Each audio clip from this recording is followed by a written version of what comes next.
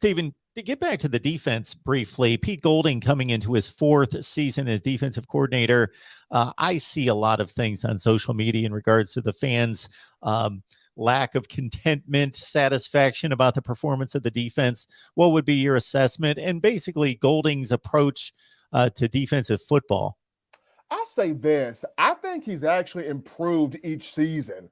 Of course, Alabama fans, when you have Kirby Smart for so long, and when you had Jeremy Pruitt for so long, and you saw what both of those two did, of course they want to see, shutting everybody down. Don't have nobody score. Don't have nobody move the football. But we're in a different age in college football where it all suits the offense. It all fits the offense. You can't hit the way you want to hit anymore, or you're going to get called for targeting.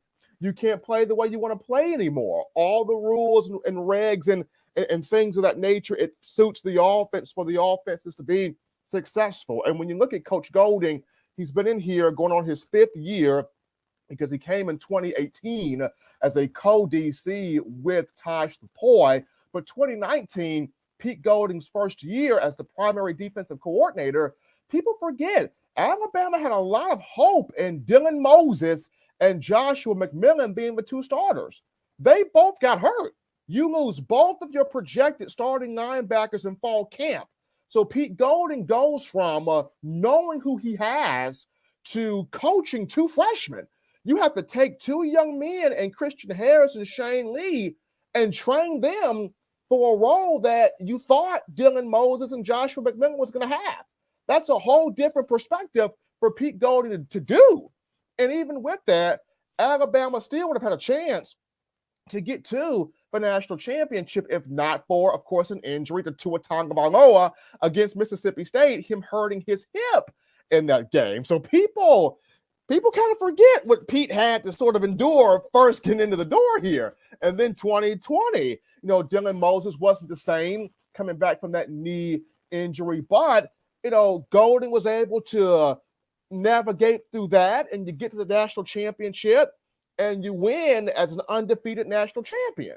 I mean, of course, last season, Pete, after the Texas A&M game, this defense was playing with its hair on fire, playing well against LSU, had good moments there in the Iron Bowl against Auburn, played really well against Cincinnati. The halftime score against Georgia in the national championship game was, 9-6? So, I mean, Coach Golding, for the most part, I get it. He's not Kirby Smart. He's not Jeremy Pruitt. But at the same time, he's not god-awful. He has made strides each and every year.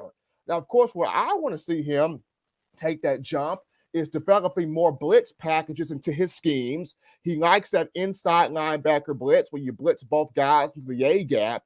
But can he get a little bit more of those packages where he's disguising them well and he's able to hit home with a lot of those blitz looks, those pressure packages? So that would be my area to see Coach Golding get better at and get more refined in. And that's possibly the reason why Coach Saban has brought in Todd Grantham as a defensive analyst, because if anybody knows how to hit home on the quarterback, it would be Todd Grantham during his time at Georgia as a DC, Florida as a coordinator, Mississippi State, and of course Louisville, where he had a heyday hitting quarterbacks, creating interceptions, and making non-offensive touchdowns. So I think Golding has made strides. I think Golding has made a ton of improvement from the first year he's been here. It's just when you are an Alabama fan and you've grown used to seeing Kirby Smart and Jeremy Pruitt in a different age of football, you want that still carry into this new age of ball. And